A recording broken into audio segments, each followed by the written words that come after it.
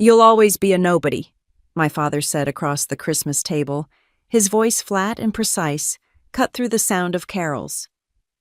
My mother didn't say a word. She just stared at her plate, her fork hovering above the mashed potatoes, pretending that if she didn't move, maybe the moment wouldn't exist. My brother Ethan smirked into his wineglass. I'd heard those words before, variations of them delivered in softer tones.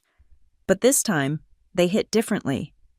Maybe because I'd stopped believing them.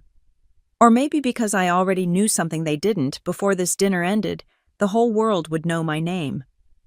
The fire crackled behind us, the scent of cinnamon and roasted apples wrapping the room in false warmth. Everything looked perfect, like something out of a holiday magazine garland draped across the mantel, golden lights blinking in rhythm with the Christmas playlist my mother insisted on. But beneath it all was the same script we'd been acting out for years. I was the family disappointment, and tonight they'd come to remind me of it. Ethan leaned back in his chair. "So Clara," he said, using the tone that always made my name sound like a punchline, "still running that little startup of yours. What was it called again? Aurelia sounds like a skincare brand." I smiled, cutting into my slice of apple pie. "Still running it," I said softly. "Still paying the bills." Dad chuckled, that dry managerial laugh that had silenced boardrooms and children alike. "Bills are one thing. Legacy is another. You used to have a real career." "What happened to that?" "I left it," I said. He arched an eyebrow. "You quit a partnership track job at Hayes Global to chase—" "What exactly?" "Apps, algorithms, fads. It's a fintech firm," I said, voice calm. "We use AI to optimize capital distribution for underserved markets." He waved a hand. "Buzzwords. Everyone's into AI these days." "It's a bubble, Clara." And bubbles burst. Across the table, my mother offered me a small, strained smile, the kind that said, "Please don't argue with him tonight." She had spent her whole life smoothing over my father's edges. I used to envy her patience. Now I just pitied it. "I like to think of it as building something sustainable," I said. Ethan snorted. "Sustainable failure, maybe." The words landed harder than I wanted them to. Not because I believed them, but because I'd heard them too often. They were the background noise of my childhood, a rhythm of disappointment disguised as advice. My father set down his fork. "You know, Clara," he began, leaning forward, elbows on the table, "there's a reason families like ours succeed. We follow structure, tradition, stability. You walked away from all that. You walked away from us." I looked at him. Really looked. The same man who'd taught me how to balance a checkbook at 10, who'd told me emotions were liabilities, who'd measured love in achievements. I wondered if he even knew what he was protecting anymore. Maybe I walked toward something I said quietly. He didn't hear me or pretended not to. The clock on the wall ticked to 7:45.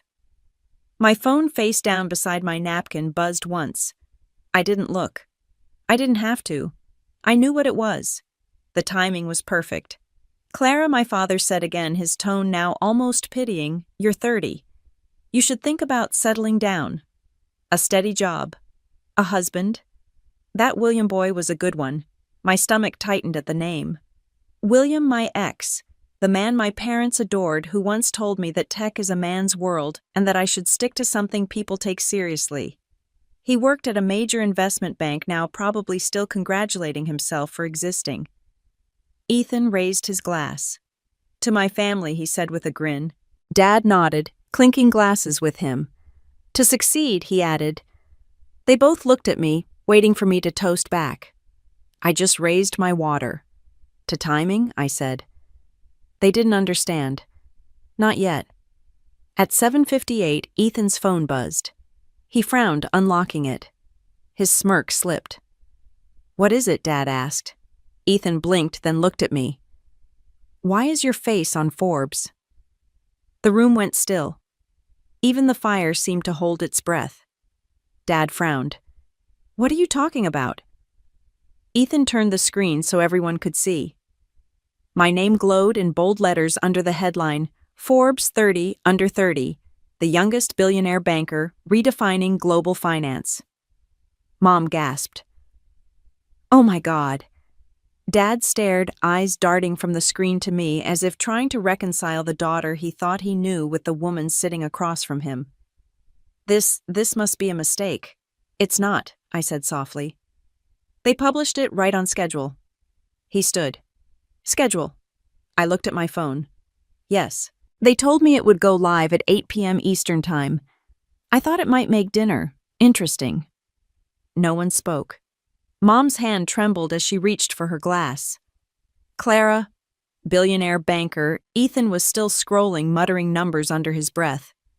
Her company valuation, over $4 billion. How did you... I set my fork down. By doing exactly what you told me not to. Dad sat back down slowly.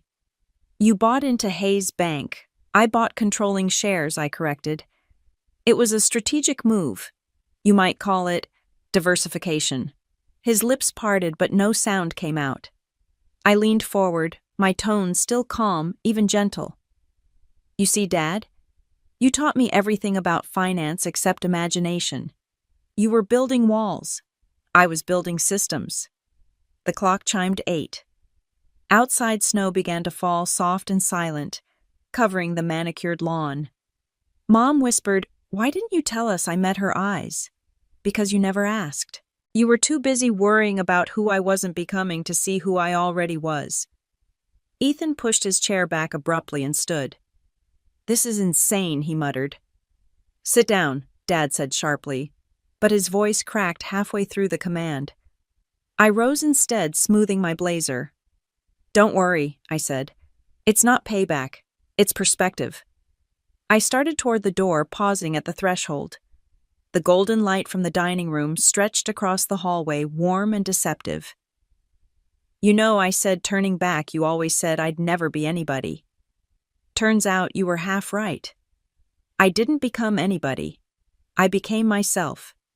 The only sound was the faint hiss of the fireplace and the soft buzz of Ethan's phone as another headline broke across the screen. Meet Clara Hayes, the silent architect of modern banking. I stepped outside. The snow was falling harder now, blanketing the street in quiet white.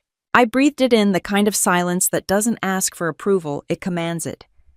Behind me, the laughter, the criticism, the noise of that old life all faded into nothing. And for the first time, I realized I hadn't just changed my story. I'd ended theirs. The silence after the storm was louder than the words that caused it. By the time I woke up the next morning, my name was everywhere: Forbes, CNBC, Business Insider, even a few gossip blogs trying to guess who my mystery billionaire boyfriend was. I didn't have one. I had algorithms, board meetings, and a very expensive espresso machine that didn't judge me. The world finally saw me, but the people who once told me I'd never be anyone couldn't even look at me. Maya. My assistant was already waiting in the lobby when I arrived. You've had 74 interview requests since sunrise, she said, handing me a tablet, and your parents have called 8 times. I stepped into the elevator, watching the floor numbers blink upward. And you didn't answer any of them. Of course not, she said. You told me not to. Good, I replied. Let's keep it that way. The elevator doors opened to the top floor of Aurelia Tower, my tower. A glass fortress overlooking the city skyline, where every meeting, every decision, every late-night calculation had built what they now called the future of modern banking. I still preferred to call it work. Maya followed me inside. The board wants a statement about last night. They're worried the family angle could look messy. I turned a small smile tugging at my lips. Messy sells Maya. People love a redemption arc. Let them read it like one. She hesitated, glancing at her tablet. You know they're going to ask about your father. He used to run Hayes Global. They'll connect the dots. I'm counting on it. I sat at my desk, opened my laptop, and watched the headlines multiply in real time. From disowned to dominant, Clara Hayes builds a billion-dollar empire. Another one read, she walked away from her family's fortune, now she owns the market they ignored. It was surreal watching years of quiet labor become a public spectacle overnight. Success has always been the loudest kind of silence. By noon, the calls had shifted from reporters to investors. Everyone wanted a meeting. Everyone wanted in. Everyone except the ones who mattered most. At exactly 1 o'clock, Maya poked her head through the door. "He's here," she said softly. "Who?" "Your brother." I closed my laptop slowly. "Send him in." Ethan walked in wearing the same arrogance he'd worn last night, only now it didn't fit him quite as well. He looked smaller in the sharp light of the office. The same man who'd laughed at me over apple pie now stood surrounded by the empire he'd once dismissed as a hobby. So he said, forcing a grin, "This is what you've been hiding." I leaned back. "No, this is what you've been ignoring." He glanced around, his gaze landing on the view. "You've changed." "Have I asked? Or did you just never bother to look?" He exhaled sharply, rubbing the back of his neck. "Dad's not taking it well. He says you ambushed him. I didn't ambush anyone. I built something while you were all busy defining me by what I wasn't." "Clara, come on, he's our father." "Exactly, which means he'll figure it out eventually. He's good with numbers. He just never calculated me into the equation." Ethan looked at the floor, his confidence unraveling. "Mom's been crying all morning." "She's cried before," I said quietly, usually after he finished lecturing me about how I was ruining my life. He opened his mouth, then closed it again. "They're scared, you know." "Of what?" "Of you," he admitted.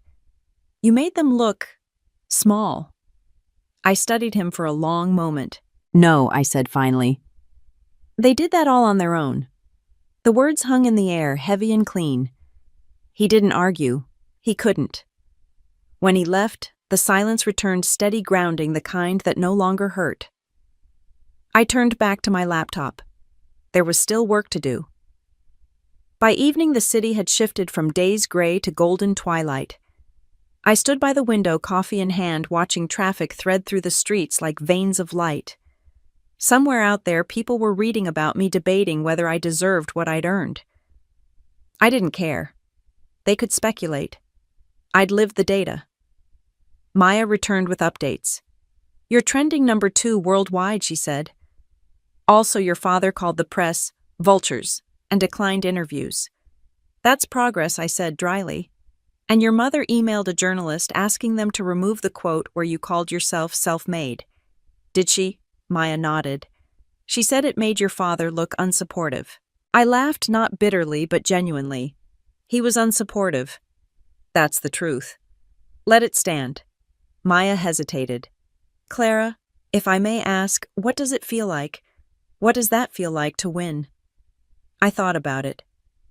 Staring out at the glittering skyline. "It doesn't feel like winning," I said. "It feels like breathing for the first time." That night, I worked late, finalizing reports and responding to global partners. The phone buzzed again, this time a message from an unknown number. "Dad. We need to talk. Face to face, not as a family. As people who built something different." I stared at the message, unreadable. It wasn't an apology, but it wasn't silent either. I didn't reply. Not yet. When I finally shut my laptop, the city was quiet. I walked to the glass wall and pressed my hand against it. My reflection stared back, same dark eyes, same calm expression, but something deeper now. Strength without noise, power without permission. Somewhere below, a taxi horn echoed faintly. Life continued just as it always had, but for once it moved at my pace. Before turning off the lights, I glanced at the framed quote above my desk, a line from an old mentor who'd believed in me before anyone else did. "Let them underestimate you. It's the cheapest fuel you'll ever find." I smiled. It has carried me this far. It would carry me farther still. As I stepped into the elevator, the reflection of the city followed me down, gold and glass, power and peace intertwined. Tomorrow the calls would start again. There would be interviews, offers, meetings, and maybe another message from my father. But tonight was mine. For the first time in years, I didn't need to prove a thing. The silence wasn't empty anymore. It was earned. It was freedom. It's funny how success makes people remember you. Old numbers light up your phone. Former classmates suddenly remember you existed. People who never asked how you were now start their messages with "so proud of you." The week after the Forbes article dropped, my inbox looked like a reunion of ghost voices from every chapter I'd long closed. The one name missing was my father's. He hadn't called again. Not after that first text. Not after the silence that followed. My mother sent one polite email, short, careful, written like a press release. "We're proud of you, Clara. Please take care of yourself. Love, Mom." No apology, no warmth, just a placeholder of emotion. But maybe that's what I'd expected all along. It had taken years to untangle myself from their version of me, the quiet daughter, the sensible one, the almost successful Hayes. Every memory felt like a footnote to someone else's story. But if I was going to keep climbing, I needed to face where that story began. It started as most things do, with being underestimated. When I was 12, my father hung Ethan's Little League medals in the living room.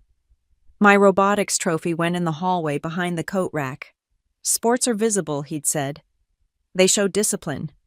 People don't understand machines." He didn't mean it cruelly. He meant it like a fact, as if facts could excuse blindness. At 16, when I built a digital trading simulator for a school project, he didn't ask how it worked. He just said, "Cute." My mother added, "It's nice to see you being creative again."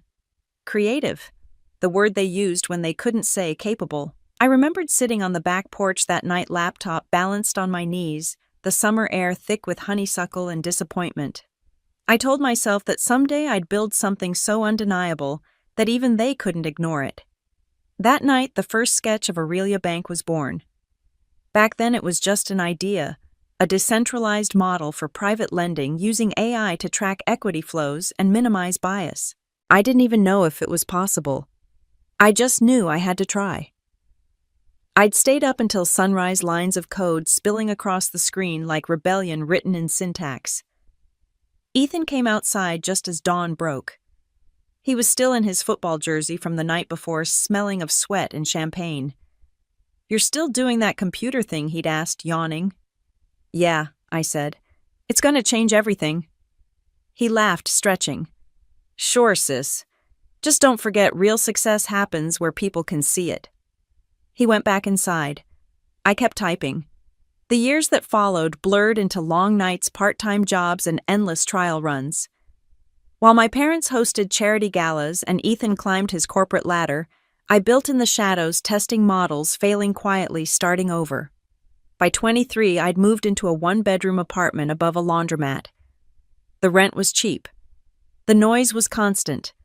The windows rattled in the wind. But the code was solid, and that was enough. Some nights, I'd sit by the window watching the city lights flicker below, whispering to myself like a mantra, "One day they'll see me. One day they'll know." And they did. But not in the way I imagined. When Aurelia's first prototype attracted a small round of angel investors, I'd called home. My father had answered. "I got funding," I said, barely containing my excitement. "From where?" he asked. 3 tech investors from California. They loved the concept." He paused. "How much?" 500,000. A long silence. Then, "You know that's not real money in the world of finance. Don't get carried away." That was the last time I tried to impress him. Now, standing in my office, years later, watching the sun dip behind the skyline, I realized something. I'd never needed his validation. I'd just mistaken it for love. Clara Maya's voice broke through my thoughts. "Sorry to interrupt. The Japanese delegation is here early. Do you want me to move your call with the London partners?" "No, keep it. I'll handle both." She hesitated. "You haven't taken a break in 3 days." "I'm fine," I said. "Just bring coffee." As the door closed behind her, I turned back to the glass wall. The city below glowed gold and electric, alive with everything I'd fought to build. It should have felt like victory.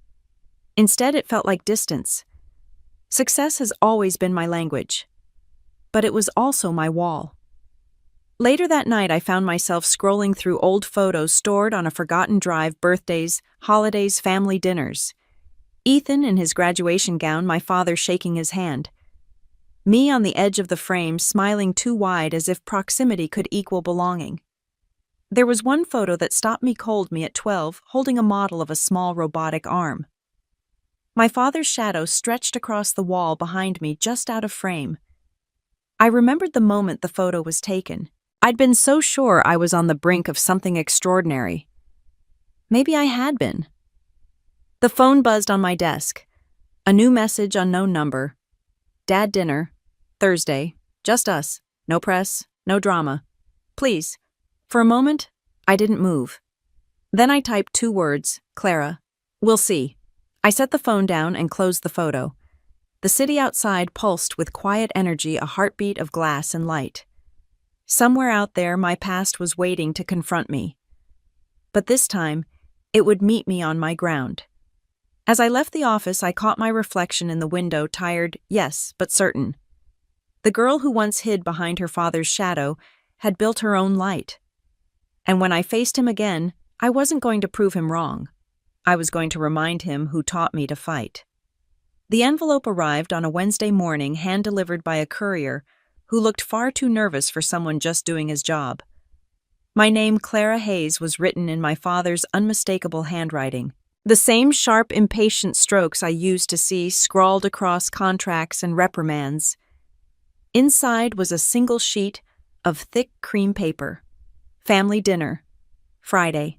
8 p.m. No press, no excuses. Beneath the words, my father's initials, R.H.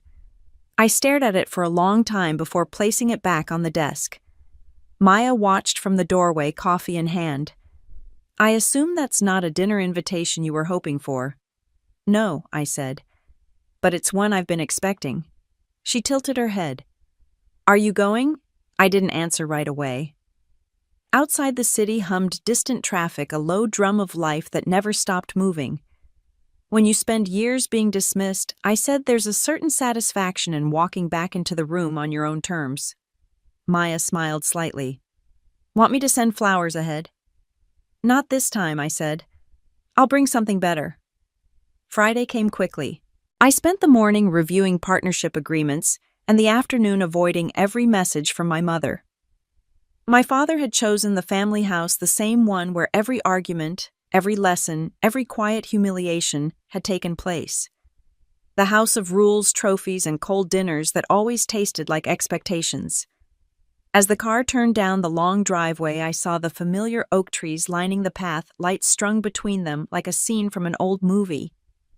The house looked the same, white columns, symmetrical perfection, but it felt smaller now.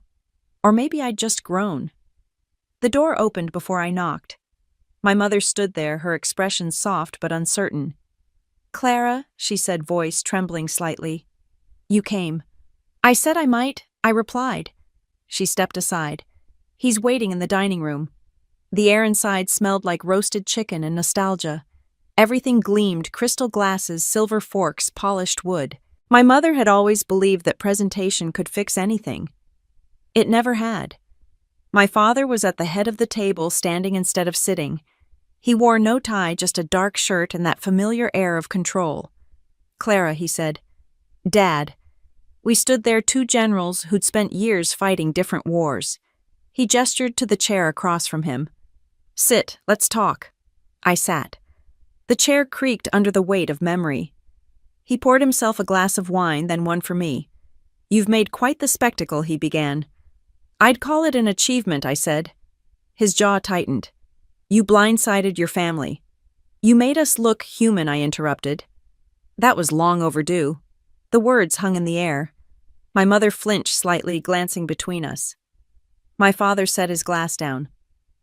Do you enjoy embarrassing us? I didn't embarrass anyone, I said calmly. I succeeded.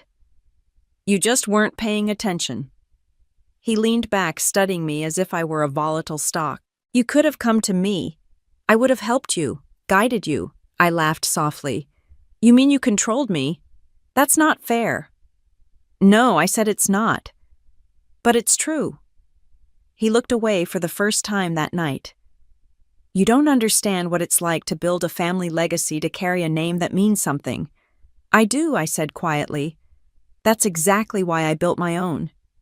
He blinked, and for a second, something flickered behind his eyes. something close to realization. You think you're better than us. No, I said. I think I stopped needing your permission to exist. Silence stretched across the table. The old grandfather clock ticked in the background, counting down the seconds between who we were and who we'd become. My mother finally spoke. Your father isn't angry, Clara. He's proud. He just doesn't know how to say it. I'm not proud. My father snapped, then paused. I'm surprised. That's a start, I said. He frowned. You've changed. I had to, I said. You raised me to survive in boardrooms full of men who underestimated me. You just never expected I'd use those lessons against you. He almost smiled at that, almost. You've always been sharp. You just preferred me quiet. He sighed, rubbing his temples. What do you want? Clara, money. A seat on the board, recognition. I don't want anything, I said. That's the difference between us. You build to prove. I build to create. The air softened slightly. My mother reached across the table and touched my hand. You know, she said gently, he's been reading every article about you, even the foreign ones. He doesn't admit it, but he's impressed. Impressed, I repeated. That's almost affection. Don't push it, my father muttered, but the corners of his mouth twitched. For a brief moment, I saw him not the CEO, not the judge of my worth, but the man who once fixed my broken science fair project at midnight, muttering that I was too stubborn for my own good. That version of him had vanished for years. Maybe it hadn't died, just gone quiet. After dinner, I stood to leave. My father walked me to the door. The air outside was cool, the night sky clear. Clara, he said as I reached for the handle. You built something extraordinary. I turned. Thank you. He hesitated. I just wish. I knew you were capable of it. You did, I said. You just didn't believe it. For once, he didn't argue. The drive back to the city was silent, but not the heavy kind. It was lighter, like the end of a storm that had lasted too long.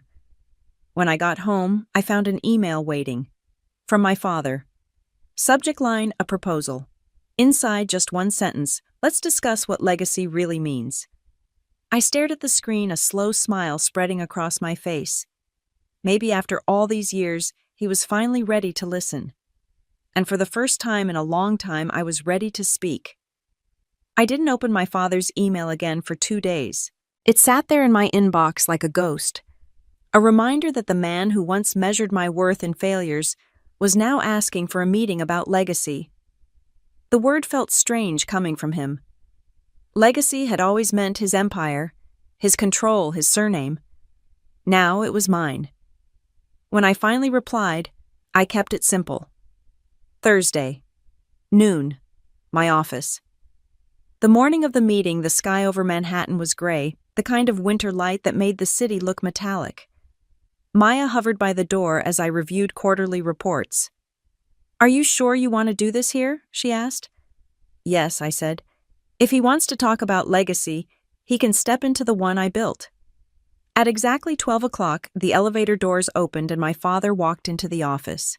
No tie, no entourage. Just him holding a briefcase I didn't recognize. He stopped for a moment, taking in the floor-to-ceiling windows, the quiet hum of machines, the whiteboards covered in code. This is you, he said finally. Yes, I said. This is me. He nodded once, then placed the briefcase on the conference table. I brought something, he said. Old records. I thought you might want to see them. Inside were files from Hayes Global Contracts, blueprints, a few photographs of him from the early days. I'd seen him in countless press photos, but never these. My father as a young man, sleeves rolled up, surrounded by people who believed in him. He looked different. Hopeful. Why are you showing me this? I asked. Because he said I forgot what it felt like to build something from nothing. You reminded me.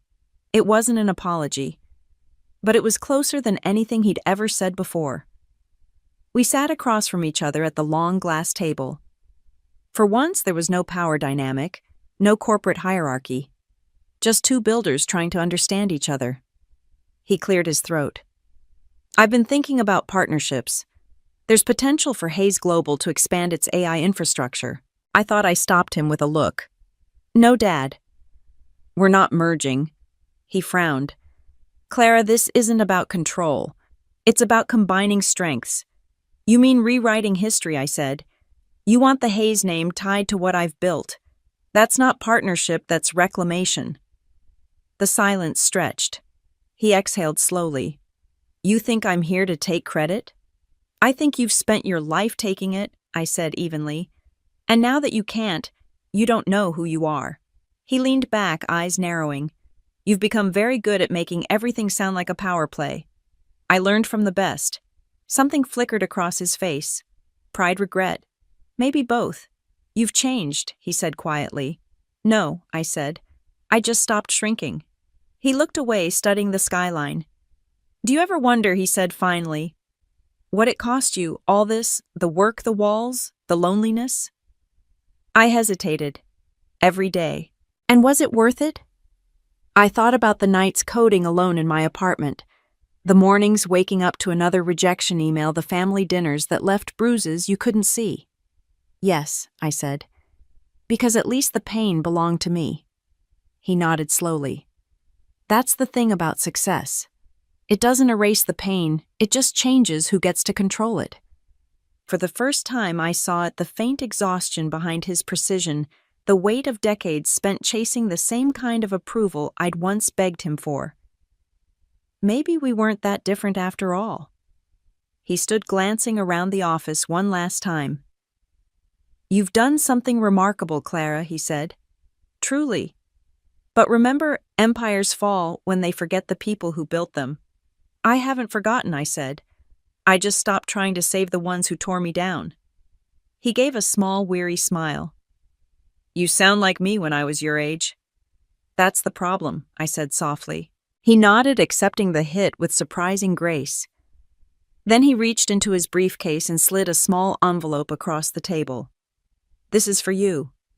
Inside was an old newspaper clipping me at 10 years old, standing beside a science fair project.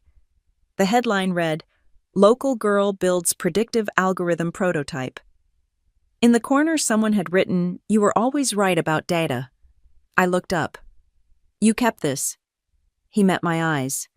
I didn't understand it back then, but I do now. He turned to leave, pausing at the door. For what it's worth, Clara, you proved me wrong. That's something I can respect. The door closed behind him, leaving only the faint hum of the city below. I sat there for a long time, staring at the clipping. When Maya entered a few minutes later, I slid it across the table. What's this? She asked. A reminder, I said, that even the people who doubt you are part of the blueprint. She smiled. So, what now?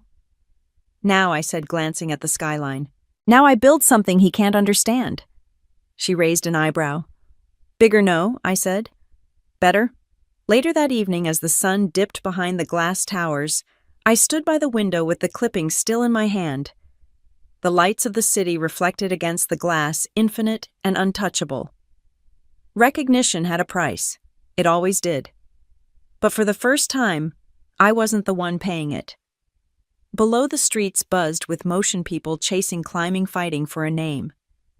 I'd spent my life doing the same. But somewhere between rejection and revolution, I'd realized something simple: power isn't inherited. It's built. And tonight, as the city pulsed beneath me, I finally understood what legacy really meant. It wasn't about being remembered.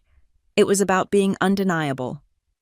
The invitation came in the most ironic way possible, a message from my mother's assistant, not from her. Family dinner. Saturday at 7. Your father insists. I almost laughed. Insists. That word had defined my entire childhood. Maya glanced at the screen as she handed me a report. Are you going? I haven't decided. You already have. She said, her tone half amused, half resigned. You'll go. You want them to see what they missed. Maybe she was right. But it wasn't about revenge anymore. It was about closure, the kind you can't buy or build. Saturday night arrived with its quiet chill. The winter air over Greenwich was sharp and cold. My driver slowed as we approached the house, all white pillars and manicured lawns like time had frozen itself in wealth. Inside, the same smells lingered: roast chicken, apple pie, candle wax. The same music hummed softly through hidden speakers. The same ghosts waited in every corner. My father was already seated at the table, his expression carved in granite. My mother fussed over the dishes, pretending not to see the tension. My sister Emma sat to the side, her hands folded tightly in her lap. "Clara," my father said, standing. "You came." "I said I might," I replied.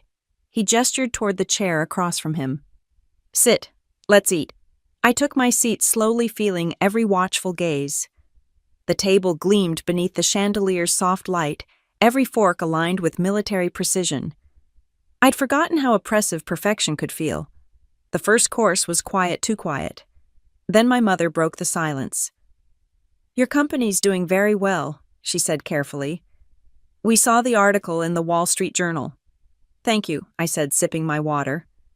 "Emma's husband James wasn't there." "Small mercies." My father cleared his throat. "I've been thinking about our last conversation," he began. "About legacy. Here it comes," he continued. "I was wrong to dismiss you, wrong to think success only comes from tradition." It was the closest thing to an apology I'd ever heard from him. I waited, giving him the dignity of silence. He leaned forward. "But I do think we can learn from each other. Hayes Global." Could I held up a hand? "Stop." His jaw tightened. "Excuse me, I didn't come here for another pitch," I said. "I came here because I thought maybe for once we could have dinner without treating it like a board meeting." My mother's eyes flicked nervously between us. "Let's not do this," she whispered. "Please." But it was already happening. "I'm offering an opportunity," my father said. "No," I said calmly. "You're trying to rewrite the narrative. You want Hayes Global to look relevant again, and using my success is the easiest way to do that." He stared at me for a long moment. "You always assume the worst." "I learned from the best," I said quietly. The silence was sharp. My mother set down her fork, her hands trembling. "Can't you both stop?" she said softly. "Just for one night," I tried stopping, I said. "For years. It didn't change anything." Emma's voice broke in, suddenly trembling but steady. "Dad." "She's right." He turned sharply. "What?" "She's right," Emma repeated. "You never listened. You always dismissed her. You did it to me too, just in different ways. You think success is measured by control. It's not." My father's expression faltered. "Emma." "No," she said, standing. "You wanted us to be perfect so badly that you never noticed we were just trying to be enough." The room went still. Even the clock on the wall seemed to pause. My mother looked like she might cry. My father didn't move. His authority, so unshakable, so absolute, cracked at the edges. I looked at Emma. "You didn't have to say that." "I did," she said, her voice softer now. "Because you shouldn't have had to say it alone." The silence that followed wasn't angry. It was heavy, yes, but human. For the first time, the house felt real. My father exhaled slowly, his shoulders lowering. "I didn't mean to make you feel small," he said. "Any of you. You didn't mean to," I said gently. "But you did." He nodded once, looking older than I'd ever seen him. "Then maybe it's time I learn how to stop." Dinner continued quietly, awkwardly, but without the usual cold performance. There were no speeches, no lessons, no expectations, just the sound of forks on plates and the faint hum of the wind outside. When dessert came, my mother's apple pie, I almost laughed. It tasted the same as always, like nostalgia wrapped in guilt. As we finished, my father raised his glass. "To new beginnings," he said hesitantly. I lifted mine too. "To tell the truth," I added. After dinner, as I stood by the door putting on my coat, my father approached. "Clara," he said quietly. "Thank you for coming." "I didn't do it for you," I said. He smiled faintly. "I know. That's why it mattered." Outside, the air was crisp and clean. My car waited at the end of the drive, headlights cutting through the dark. I turned back once before leaving. Through the window, I could see them, my family still sitting together. For once, they weren't arguing, just sitting. Maybe the silence this time wasn't emptiness. Maybe it was understanding. As I stepped into the car, my phone buzzed. A message from Marcus Tokyo Investors confirmed. 10 billion valuation approved. I smiled, watching the old house disappear behind me. For the first time in years, the two worlds I'd built, the one I inherited and the one I created, finally stopped colliding. And I realized something my father never had. Legacy isn't about who remembers you. It's about what still grows after you're gone. The Monday after that uneasy dinner, my office was quiet, too quiet. Even the hum of the servers felt subdued. Maybe it was exhaustion, or maybe the weight of what had shifted inside that dining room was still echoing through me. I was halfway through reviewing a partnership proposal when Maya appeared at the door. "You have a visitor," she said carefully. I looked up. "Who?" She hesitated. "William." The name hit like cold water. My ex-fiancé, the man who once told me ambition was unattractive on a woman. "Send him in," I said, leaning back in my chair. He entered with that same overconfident stride I used to mistake for charm. His suit was sharp, his smile polished, but his eyes betrayed nerves. "Clara," he said, "you look incredible." "I always did," I replied. He chuckled awkwardly, still sharp-tongued. "Still underestimating me," I said, gesturing to the chair opposite mine. "Sit." He sat, shifting slightly, clearly uncomfortable in a space he couldn't control. I read the Forbes article he began, and the Bloomberg piece. "You've done..." "Well, I have." I'll admit I was surprised. "No," I said. "You were wrong. There's a difference." He winced, then smiled like he was trying to diffuse the tension. "Fair. Look, I didn't come here to rehash the past. I came because there might be a chance for us to stop," I interrupted. "If you're about to say work together, don't." He exhaled, frustrated. "You've changed. You keep saying that like it's an insult." "I mean it," he said. "You're harder now, colder. You used to believe in people." "I still do," I said, "just not in the ones who treated me like a project." He leaned forward. "Clara, I made a mistake. We were young and I didn't understand what you wanted." "Yes, you did," I said evenly. "You just didn't like that it wasn't you." He flinched. "That's not fair." "It's honest."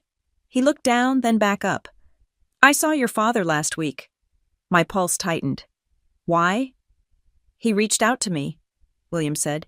"Asked if I'd consider consulting for Hayes Global's restructuring division. Said he wanted to bring in younger perspectives. Fresh minds." The irony almost made me laugh. "And you think telling me this will..." "What impressed me?" "No," he said quietly. "I thought you should know. He talked about you. Said you'd built something extraordinary. Said he wished he'd listened sooner." The words hung in the air, strange and heavy. "Do you believe him?" I asked. William shrugged. "I think your father's realizing the same thing I did too late. That I didn't need either of you," he smiled faintly. "That you became the person we should have believed in all along." For the first time since he walked in, I softened barely. "You always had the right words, William. Just never the right actions." He nodded, standing slowly. "Maybe that's true. But if you ever decide to forgive me, I already did," I said. "The day I stopped caring what you thought." He opened his mouth to respond, then closed it again. "Goodbye, Clara." "Goodbye, William." The door shut softly behind him. The silence that followed wasn't uncomfortable, it was cleansing. Maya appeared a moment later. "Do I even want to know what that was about, closure?" I said simply. She raised an eyebrow. "The expensive kind. The priceless kind." I turned back to my desk, but my mind wandered. My father reached out to William. My ex is suddenly trying to reconnect. It all felt too aligned, too strategic. Later that evening, I called Marcus. "I need you to check something I said." He didn't ask questions. "What am I looking for, Hayes Global?" I said. "Specifically, any unusual financial movements in the last 2 weeks." He paused. "You think they're in trouble?" "I think they're desperate." By morning, he had the answer. "Your instincts were right," Marcus said as soon as I walked in. "Hayes Global is a hemorrhaging capital. They're offloading assets under shell firms. Trying to hide it, but it's messy. Liquidity issues, severe. If they don't secure a bailout soon, they'll be insolvent within a quarter." I stared out the window. "My father built that company to last a century. Even monuments crumble," Marcus said, "especially when they refuse to evolve." The news should have made me feel vindicated. It didn't. It just felt inevitable. That afternoon, a message appeared on my phone. Unknown number. "Can we talk, Dad?" I hesitated before replying. "Tomorrow. My office. 9 a.m. When he arrived, he looked smaller than I remembered, not physically but in presence. The man who once filled every room with certainty now carried the air of someone out of time. "You know why I'm here," he said. "Yes," I said. "You need help." He sighed. "Hayes Global is struggling. We need a partner. A financial lifeline." "And you came to me," I said softly. "The daughter you once told would never be anyone." His face tightened. "I was wrong about that." "Yes," I said. "You were." He met my gaze. "I'm not asking for a handout. I'm asking for collaboration." "No," I said. "You're asking for rescue. And you don't get to call it partnership just because you can't stand the word failure." His jaw flexed. "You've built something extraordinary, Clara. Don't let bitterness ruin it." I stood walking to the window. Bitterness didn't build Aurelia. Truth did. And the truth is, I owe you nothing. The silence between us was unbearable thick final. Then softly he said, "I don't need your money, Clara. I just needed to see if you'd turned into me." I turned to face him. "No," I said. "I turned into the person you should have been." He nodded once, almost proud, almost broken. Then he left. When the door closed, I stood there for a long time watching the skyline blur against the glass. Below the city was a grid of cold, calculated movement, ambition, and hope, all tangled together. At that moment, I realized something. Success wasn't revenge. It wasn't power. It was freedom, the kind that comes when the people who once defined you can't touch you anymore. And for the first time, I was truly untouchable.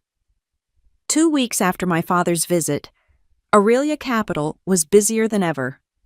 The Forbes feature had created a relentless demand for my time. My inbox overflowed with invitations from panels, think tanks, even Harvard Business Review.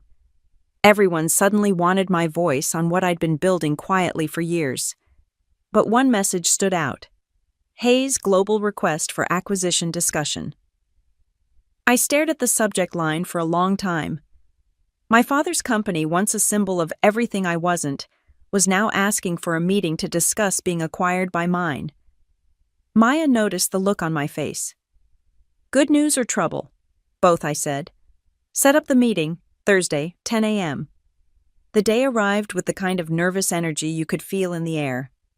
The boardroom was prepped, sleek, minimal, silent. Marcus sat beside me, scrolling through data on his tablet. "You sure you want to do this personally?" he asked. "Yes," I said. "He built his legacy in that company. I'm going to watch him sell it." The door opened, and in walked my father, flanked by 2 Hayes Global executives. He looked tired but composed, the kind of calm that only comes from decades of pretending you're in control. "Clara," he said with a nod. "Mr. Hayes," I replied. For a moment he almost smiled. "Formal, are we?"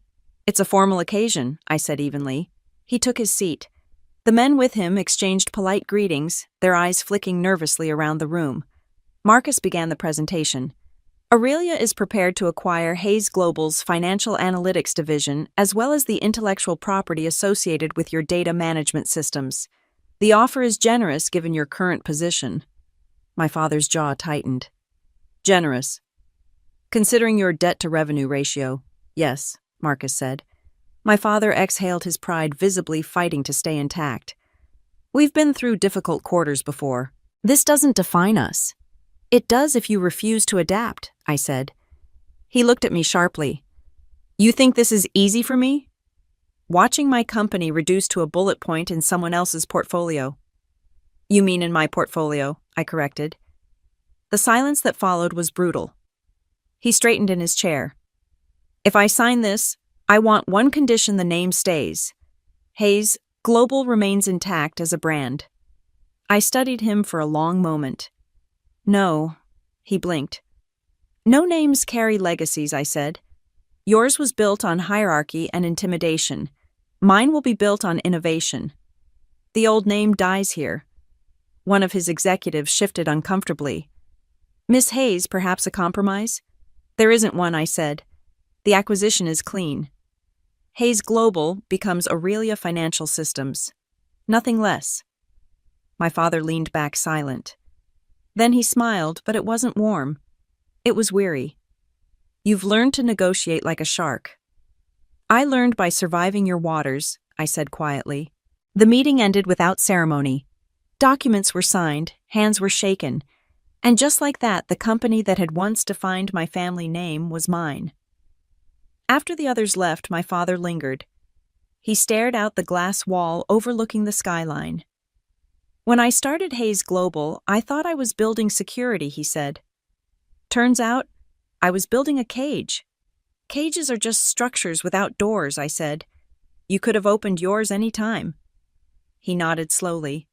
And you built your own, but you left the door wide open. I didn't respond.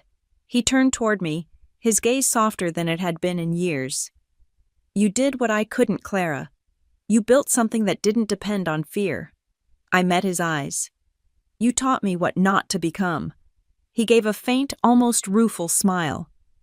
Then I suppose I was still a teacher. When he left, I stayed behind staring at the signed papers spread across the table. Generations of arrogance, competition, and control reduced to legal ink and corporate stamps. Marcus returned with 2 cups of coffee. Congratulations, he said. You just bought your father's ghost. I took the cup from him. Not to haunt me, I said. To bury him properly. He chuckled softly. You really are something else. Something else is the only thing worth being, I said. Later that evening, I drove out of the city for the first time in months. The old Hayes Global building sat like a monument, cold, lifeless, empty. I stepped out of the car and walked to the front doors. The brass letters that once read Hayes Global Consulting gleamed under the streetlights. With one firm motion, I loosened the bolts, holding the first letter in place. The metal groaned as it came free. H, I whispered, setting it gently on the ground. For history. One by one, the letters came down. By the time I finished, my hands were dirty, my coat dusted with age, but the wall was blank, ready for something new. When I returned to the car, Maya called. I just got word from the press, she said. They want to comment on the acquisition. What should I tell them? Tell them the future doesn't need the past's permission. As I drove away, the building faded into the darkness behind me. For the first time, it didn't look like home or failure. It looked like closure. And closure, I realized, was the purest form of revenge. The acquisition announcement hit the news before sunrise. By 8 a.m., it was everywhere: CNBC, Bloomberg, the New York Times. The headlines were merciless. Aurelia Capital acquires Hayes Global, daughter rescues father's legacy or erases it. By 9, my phone wouldn't stop ringing. Reporters, investors, old classmates pretending we'd been close. Even my mother called twice before I finally answered. Clara, she said, her voice trembling slightly. Your father hasn't spoken since the article came out. He'll be fine, I said. He survived worse. Maybe not this time. Something in her tone made me pause. What happened? He went into the office this morning, she said. But when he got there, the name was gone. They'd already changed the sign. He didn't expect that. I closed my eyes. I could still see the letters lying in the dust outside the old headquarters. I warned him, I said quietly. I know, she said. But knowing doesn't make it easier. There was silence on both ends of the line. Finally, she whispered, was it worth it? I didn't answer. That afternoon, Maya entered my office holding a stack of media requests. Everyone wants a statement, she said. Half the outlets are calling it a feminist triumph. The other half say, you destroyed your family name. Then both are half right, I said. Do you want me to decline interviews? For now. I turned toward the window. The skyline shimmered beneath the winter sun, beautiful and indifferent. Power always looked cleaner from a distance. Clara Maya said carefully, "There's something else." Emma called again. "She's worried about your dad. She said he hasn't left the house." I sighed. "Tell her I'll go." The drive to my parents' home felt longer than usual.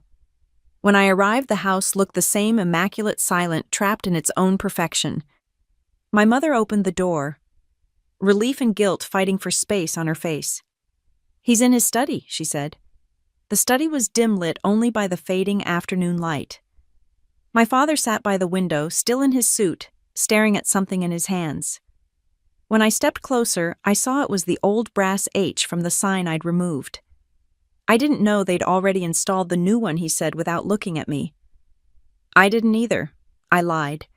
He turned the letter over in his hands, the metal dull against the light. "This company was everything I built," he said. "And now it's yours."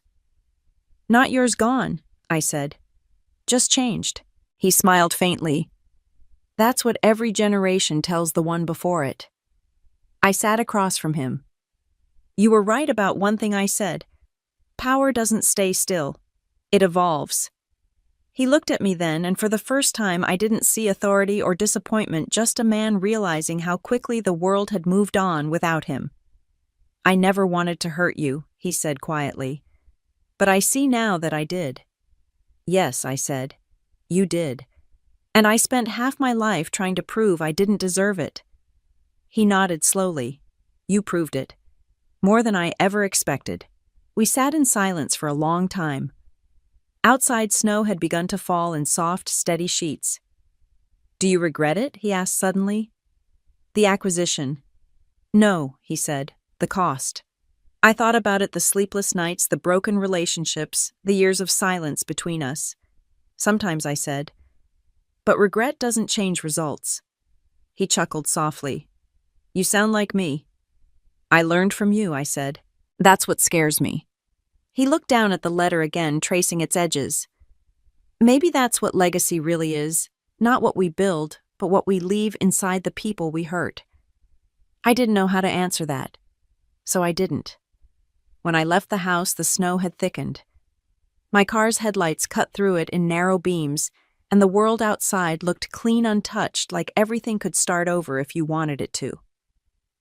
Back at the office, Marcus was waiting. "We have a problem," he said. I raised an eyebrow. That was quick. Hayes Global's former shareholders are stirring trouble. They're claiming the acquisition was predatory, that you leveraged insider knowledge to buy the company below value. I exhaled. Of course they are. "It won't stick," he said. "We did everything by the book." "Doesn't matter," I said. "Perception is louder than truth." Marcus nodded slowly. "You really are your father's daughter." "Not yet," I said. "But I'm trying to be something better." That night I couldn't sleep. The storm raged against the glass, making the city seem like a silent underwater world. I stood at the window watching the snow bury everything, the streets, the signs, the buildings. For a moment, I imagined Aurelia Financial Systems sitting quietly under the same storm. Clean, changed, forgotten. My phone buzzed. A message from my mother. "He's resting. He said he's proud of you." I read it twice before setting the phone down. Pride. The word that used to be a weapon now felt like forgiveness. But forgiveness, like snow, never lasted. It melted. It revealed what still lay beneath. And beneath everything, the ambition, the legacy, the victory, was still the same ache. The ache of wanting your success to mean something to the people who once made you feel like nothing. That was the one battle I still hadn't won. The storm didn't stop for 2 days. By Monday morning, the streets were carved with gray slush and exhaustion. The city looked like it was holding its breath. I arrived at the office before sunrise, coffee in one hand, a folder of legal documents in the other. Maya was already there, standing by the window, watching the skyline. "It started," she said without turning around. "What has the smear campaign? 3 different outlets ran stories this morning. They're painting you as a ruthless opportunist who exploited your father's collapse to build your empire. I dropped the folder on my desk. So the truth with better lighting, Clara. I knew this was coming, I said. You can't dismantle a dynasty without someone trying to make you the villain. Marcus walked in, face grim. They're using your father's old board members. Interviews, leaks, emails. They're trying to build a case for unethical acquisition. Let them, I said. We followed every law, every protocol. That doesn't matter, Marcus said. They're not after legality. They're after the narrative. I knew he was right. Legacy wasn't built on truth. It was built on what people chose to believe. Schedule a press briefing, I said finally. Tonight, 7 o'clock. Maya blinked. You're going public? Yes, I said. They want a story. I'll give them one. The rest of the day passed in a blur of phone calls and damage control. The more they attacked, the more the media fed. By noon, headlines flooded every feed, from daughter to destroyer. The fall of Hayes Global. At 4, a message from my mother came through. Please stop this. Your father isn't well. The stress I didn't finish reading. Guilt was a luxury I couldn't afford. Not now. When the clock struck 7, the press room at Aurelia HQ was packed, reporters, photographers, flashing lights. I stepped onto the stage in a black suit, simple and deliberate. The hum quieted instantly. Good evening, I began. There's been a lot said about my company, my family, and my choices. Tonight I'm here to tell you the truth. I paused, letting the silence draw tight. When I started Aurelia Capital, I didn't inherit money connections or a name that opened doors. What I inherited was doubt. And that was more powerful than any trust fund. Because doubt makes you build things no one believes in until they have to. A few heads nodded. Cameras clicked. Yes, I acquired Hayes Global, I continued, not because I wanted to erase it, but because I refused to let it rot under its own arrogance. For decades, that company represented everything wrong with legacy entitlement, without innovation, hierarchy, without humanity. I didn't destroy it. I evolved it. The room rippled with quiet murmurs. My father taught me how to build. He also taught me how easy it is to lose yourself in what you build. I took those lessons and turned them into something living, something forward. If that makes me ruthless, so be it. I'd rather be called ruthless than irrelevant. I stopped again, looking out over the crowd. You can frame it however you want. A betrayal, a takeover, a revenge story. But here's the truth. Aurelia isn't my revenge. It's my redemption. The room was silent when I stepped away from the podium. By the time I reached my office, the live stream had already gone viral. Maya entered minutes later, her phone buzzing nonstop. It's everywhere, she said. The response is huge. Half are calling it iconic. The other half say, you just declared war on your own bloodline. Perfect, I said. Progress always divides people. But beneath the calm exterior, I could feel the tremor of something I hadn't let myself acknowledge the cost of all this. At 10 p.m., as the building emptied and the noise of the day faded, I sat alone in my office. The city lights blinked below like 1,000 tiny verdicts. Then my phone buzzed. A text from Emma. Come home. It's Dad. The world seemed to narrow to that one message. I didn't ask questions. I just ran. When I reached the house, the lights were on. The front door was open. My mother stood in the hallway, pale and shaking. He collapsed, she said. The doctor's upstairs. I climbed the stairs 2 at a time, heart pounding. My father lay in bed, breathing shallow but steady. The doctor turned to me. Stress-induced arrhythmia, he said. He'll recover, but he needs rest. No more shocks. I nodded, swallowing hard. When the room cleared, I sat beside him. For a long moment, I didn't speak. Finally, he opened his eyes. Clara. His voice was weak but steady. You didn't have to fight them all alone. I laughed softly. You trained me too. He managed a faint smile. Maybe that was the mistake. No, I said. It was the lesson. He looked at me for a long time. The press. I handled it. I know, he said. You always do. He reached for my hand, his skin cold but strong. When I was your age, I thought success meant being untouchable. I was wrong. It means being remembered. I squeezed his hand. Then you'll be remembered. He smiled faintly. So will you. Just don't forget who you are in the process. He drifted back to sleep. I stayed there for hours listening to the slow rhythm of his breathing, realizing that every war we'd fought had brought us here to a truce neither of us had expected but both desperately needed. When I finally stood to leave, my mother met me at the door. You did what you had to, she said quietly. I know, I whispered. I just wish it didn't feel like winning. Outside, the snow had started again. The city glowed faintly in the distance, still awake, still hungry. By the time I got back to my apartment, my phone was filled with messages: praise, outrage, opportunity. The world kept moving, unstoppable. But for the first time in years, I didn't open a single one. I sat in silence watching the storm return. Somewhere between the flashes of lightning and the hum of the city below, I understood something my father had never said, but always knew. Success isn't the end of the story. It's the mirror that forces you to face the cost of every victory. And mine had never been cheap. 3 days after the press conference, the storm broke. The public had made up its mind. Half of America hailed me as the woman who rewrote corporate history. The other half called me the daughter who sold her father's soul for power. But what neither side knew was that behind the headlines something far more personal was unraveling. The night I got the call from my sister, I was in my office going over projections for our Tokyo expansion. Her voice trembled through the phone. Clara, I need to talk to you. It's about Dad and the board. I closed the laptop. What about them? They're furious. They want to push him out completely. Some of the old partners blame him for losing everything. They're planning to sue, and they think if they drag your name into it, it'll get them leverage. I leaned back, letting her words sink in. They're coming after me. They're coming after both of you, she said. And Dad doesn't even know yet. Where are you? At the house. Stay there. I'm coming. When I arrived, the air outside the house felt electric thick with something that wasn't just winter.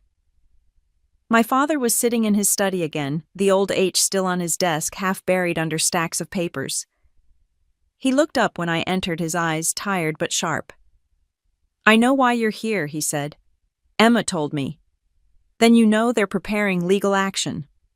He nodded slowly. They'll do what they've always done, protect their pride, and call it justice. I can stop this, I said. I have the leverage, the capital, the lawyers. They won't touch you. He looked at me for a long moment, then shook his head. You can't fight every battle, Clara. Some have to burn out on their own. I'm not letting them destroy you, I said firmly. Not after everything. He smiled faintly. Funny. That's what I used to say about you. The silence between us carried the weight of years. I never asked you to protect me, I said finally. No, he replied. You asked me to see you, and I didn't. His voice cracked slightly. You were the only one in this family who ever scared me, not because you were reckless, but because you were relentless. You were everything I wanted to be, but couldn't. It was the first time he'd ever admitted fear. Then let me do this, I said softly. Let me fix what they broke. He looked away, his hand brushing over the brass letter on the desk. If you do, make sure it's for you, not for me. That night I called Marcus. Prepare a counteroffer, I said. We're going to buy them out before they can act. You're serious? Completely. The following week was war. Quiet surgical war, the kind fought with contracts, not chaos. I met with lawyers, analysts, and former shareholders. I knew every weak point, every silent grudge, every debt they'd buried under loyalty. On the third day, I called the board members of the old Hayes Global, one by one. My tone was polite, professional, and merciless. You can sue, I told them. But if you do, you'll lose everything. I'll open every file, every internal audit you thought you buried. Or you can sell your remaining stakes at double market value and walk away clean. By the end of the week, they all took the deal.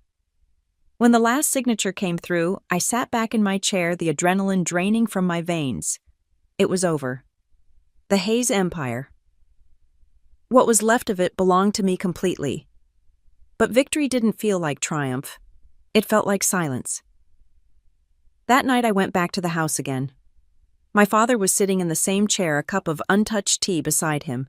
He looked up, and for once I didn't see distance in his eyes. I saw pride. "You did it," he said. "I did," I replied. "They're gone. Every last one of them." He nodded slowly. I thought I'd feel relieved. But all I feel is small. "Because you spent your life building towers," I said gently, "and now you're finally on the ground." He smiled faintly. "You talk like a poet now." "No," I said. "Just someone who stopped building cages." He gestured to the seat across from him. "Sit. Tell me about what you're building next."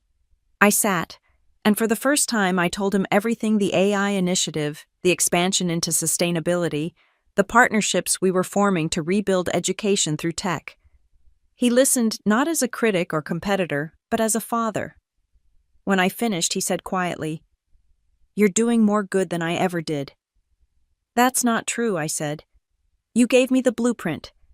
I just redrew the lines." He leaned back, closing his eyes. Maybe that's what legacy really is, when someone finally improves your mistakes. For a while, neither of us spoke. The old clock in the hallway ticked softly, the only sound between us. Then his voice broke the quiet. "Do you hate me?" I shook my head. I did, but hate gets heavy after a while.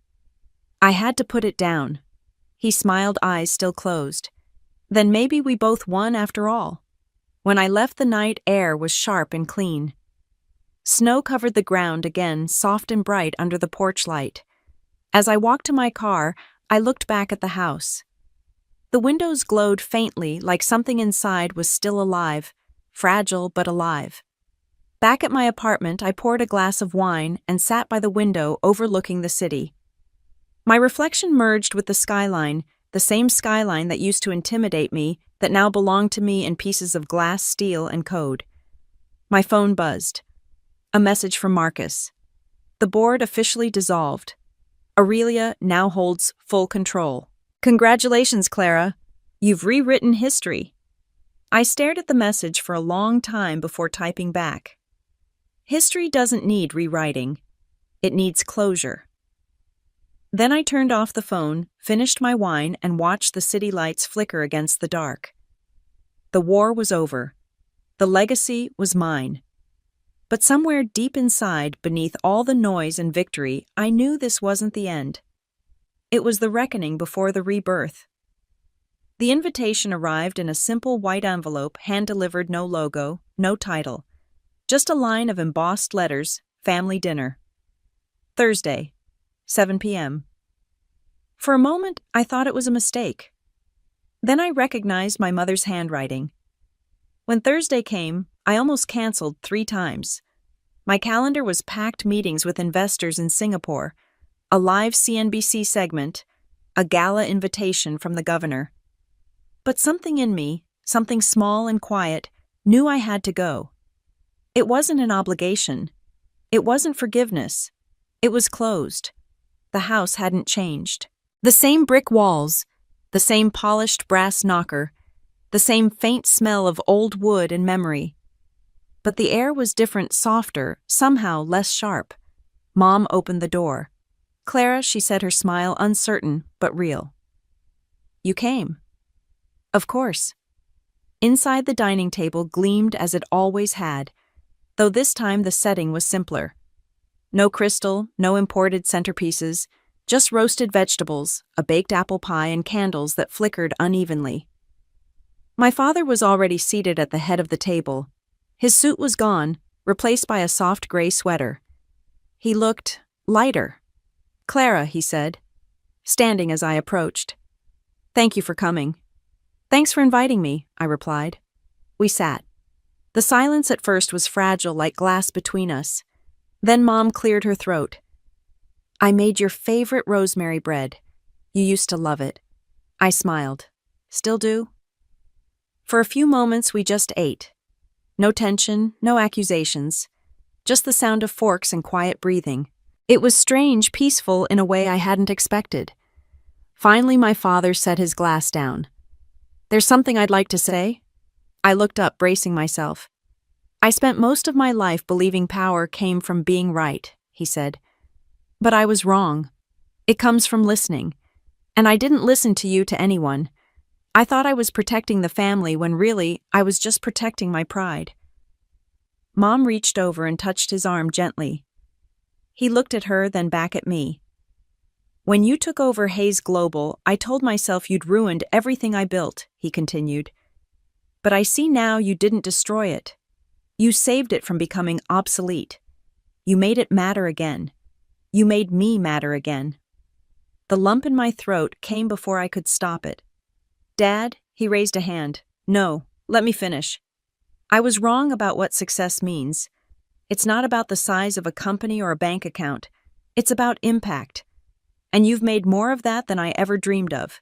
The words I'd waited my whole life to hear. For a long time, I couldn't speak. Then I said softly, I didn't do it to hurt you. I did it because I had to build something that was mine.